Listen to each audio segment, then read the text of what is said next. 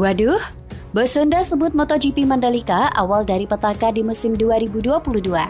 Sebelum kita lanjut, jangan lupa subscribe agar mendapat informasi yang terbaru.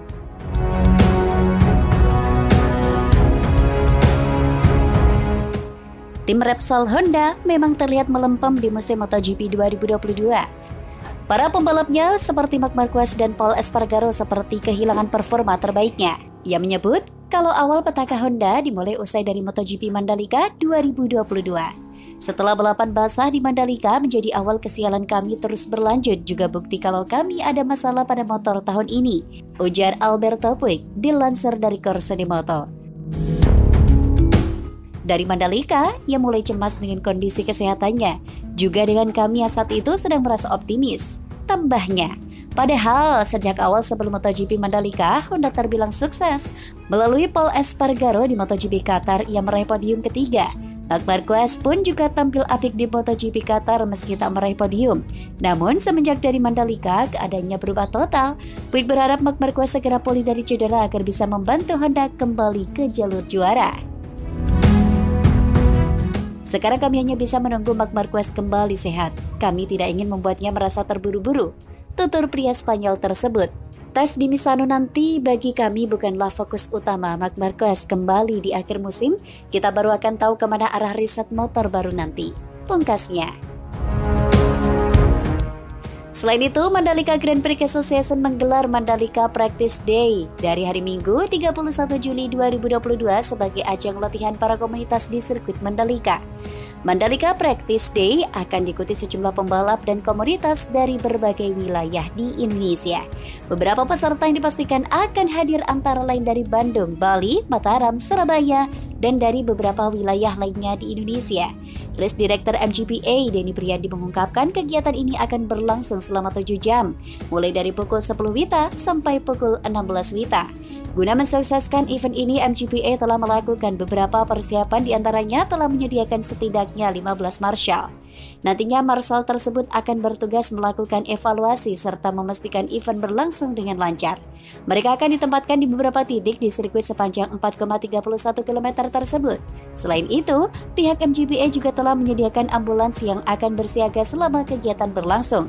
Event ini sifatnya bukan balapan, akan tetapi seperti latihan biasa untuk mewadahi para pembalap dan juga komunitas balap motor, kata Denny dikutip dari tribunlombok.com.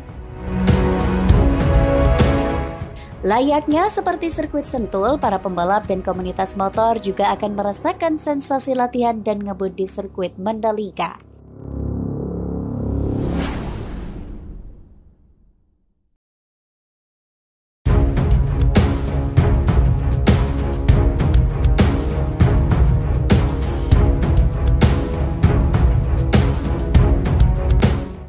Lanjutkan tradisi jawara Yamaha, Fabio Quartararo jajal mobil F1 tahun ini.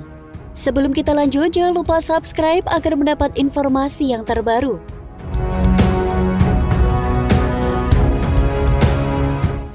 Pembalap Monster Energy Yamaha, Fabio Quartararo membeberkan rencananya untuk mencoba mobil Formula One pada tahun ini. MotoGP dan Formula One berbagi status sebagai kompetisi balap tertinggi dari disiplin balap masing-masing. Keduanya dianggap sebagai puncak dari olahraga balap karena menurut produsen kendaraan yang terlibat untuk mengadu teknologi dalam membangun purwarupa. Bisa dimaklumi apabila pembalap MotoGP tertarik menjajal mobil Formula One dan begitu juga sebaliknya. Terkini adalah Fabio Quartararo juara dunia MotoGP musim lalu. Di sela-sela kehadirannya pada balapan F1 GP Prancis, El Diablo mengaku akan melakukan tes dengan jet darat pada akhir tahun ini. Kami sedang mengusahakan untuk bisa mengemudikan mobil Formula One pada akhir tahun. Semoga bisa terjadi, katanya kepada DAZ and dilansir dari Crash.net. Formula One sangat berbeda dengan MotoGP, tetapi saya sangat menyukainya. Saya berharap bisa mengemudikannya suatu hari nanti. Andai rencananya berhasil, Quartararo bukan pembalap MotoGP pertama yang mengemudikan mobil Formula One. Faktanya manuver ini sudah dilakukan sejak zaman dulu. Joan Sartes adalah pembalap tersukses yang pernah melakukan karenanya pernah menjuarai dunia MotoGP dan Formula One dalam karirnya. Adapun pada era modern, dunia otomotif mengenai Valentino Rossi sempat menimbang peluang pindah dari MotoGP ke Formula One. Rossi bahkan berkesempatan bergabung dengan pembalap F1 lain dalam tes pramusim musim 2006 ketika melakukan tes dengan Ferrari. Walau ujungnya batal karena harus merangkak dari tim independen, The Doctor masih beberapa kali melakoni tes dengan F1. Terakhir kali Rossi melakukannya adalah Desember 2019. Rossi bertukar kendaraan dengan juara F1 7 kali dari tim Mercedes, Lewis Hamilton, di sirkuit Ricardo de Tormo, Valencia, Spanyol. Tarik mundur 3 tahun sebelumnya, juara MotoGP lainnya dari Yamaha, Jos Lorenzo, juga melakoni tes juga dengan mobil tim Mercedes. Kolaborasi Yamaha dengan Mercedes memungkinkan semenjak kedua tim disongkong sponsor minum berenergi yang sama. Untuk alasan serupa pada 2018, dua pembalap Repsol Honda, Marc Marquez dan Dani Pedrosa, melakukan tes bersama Toro Rosso.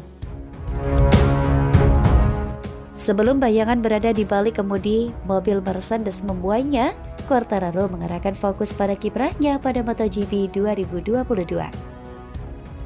Perjuangan Quartararo untuk mempertahankan gelar belum selesai walau dirinya memuncaki klasemen sementara. Masih ada 9 balapan yang harus dilakoni Quartararo pada sisa musim sebelum akhirnya menaiki mobil canggih dengan kokpit terbuka itu.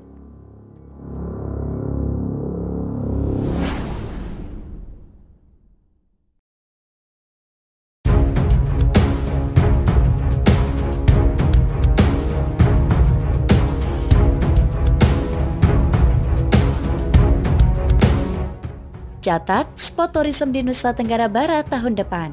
Masih ada MotoGP di sirkuit Mandalika. Sebelum kita lanjut, jangan lupa subscribe agar mendapat informasi yang terbaru.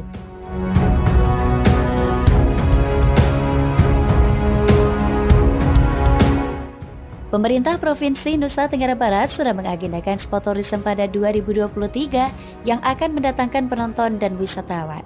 Kegiatan tidak hanya berlangsung di sirkuit Mandalika di Kabupaten Lombok Tengah dan sirkuit Samota Kabupaten Sumbawa, tetapi juga digelar di sirkuit Lantan 459. Menurut Gubernur NTB Zulkifli Mansyah, Januari 2023 akan dimulai musim balap motor pre-season, Maret 2023 ada MotoGP, lalu MXGP 2 seri pertama di Samota 26 Juni 2023 dan menyusul MXGP di sirkuit Lantan 459 Motocross, Lombok Tengah, Juli 2023. Yang juga sudah terjadwal adalah World Superbike Mandalika. Menurut Zulkifli Mansyah, seluruh perangkat daerah akan menyiapkan diri sejak awal untuk terlibat dalam berpartisipasi aktif dalam menghadapi sport tourism berskala besar yang akan digelar di NTB. Musababnya, hampir setiap bulan NTB diramaikan dengan event-event nasional dan internasional. Ia meminta seluruh perangkat daerah agar menyiapkan diri sejak awal terlibat dan berpartisipasi aktif dalam menghadapi event besar-besar yang akan digelar di NTB. Hampir setiap bulan ke NTB akan diramaikan dengan event-event nasional dan internasional, katanya saat rapat pimpinan bersama Wakil Gubernur Siti Romadi Jalilah, Sekretaris Daerah Lalu Gita Aryadi, dan seluruh kepala OPD Pemprov NTB di lokasi wisata Agro, Kebun Ayu, Kecamatan Gerung Kabupaten Lombok Barat, Jumat 22 Juli 2022. Adanya event besar itu, kata dia, memberikan dampak bagi masyarakat dan sektor di luar sport tourism. Sektor lain terdampak adalah UMKM, objek wisata menarik, agrowisata, kuliner, cenderamata. Para penonton atau wisatawan akan pulang dalam keadaan tersenyum, puas, dan ingin mengulangi kedatangannya ke NTB lagi tahun depan dengan membawa kerabat keluarganya lebih banyak lagi ke NTB. Zulkifli Mansyah menyebutkan dalam pembangunan daerah dengan tagline setiap perjalanan panjang haruslah dimulai dari langkah pertama, bisa menjadi pembangkit dan penggerak perubahan dengan berbagai inovasi yang bermuara pada kesejahteraan masyarakat. Kita harus bergerak cepat, ucapnya. Kita harus mencari cara lain untuk mensejahterakan masyarakat kita. Sebelum pandemi COVID-19, NTB menjadi lokasi wisata MIGA, kepanjangan dari Meeting Intensive, Convention, dan Exhibition. Dalam setahun bisa puluhan kegiatan nasional dilangsungkan sehingga bisa mendatangkan puluhan ribu peserta. Tetapi setelah adanya pandemi, mayoritas kegiatan stop. Sejak event World Superbike dan MotoGP di sirkuit Mandalika dan MXGP di Sumbawa Besar telah mampu menjadi magnet peningkat ekonomi masyarakat. Zulkifli Mansyah memahami dalam setiap program Pemprov NTB yang dilakukannya selalu ada riak-riak dan itu sebagai bentuk kepedulian masyarakat dalam turut membangun NTB. Kedua event balap motor MotoGP dan MXGP telah memberikan inspirasi di tengah keterbatasan APBD NTB. Apa yang pernah dilakukan diinginkan memiliki nilai tinggi untuk kesejahteraan masyarakat menjadi lebih baik. Ia menambahkan dalam kurun waktu beberapa tahun ke depan NTB bakal diramaikan kembali dengan event-event penting berskala regional, nasional, bahkan internasional.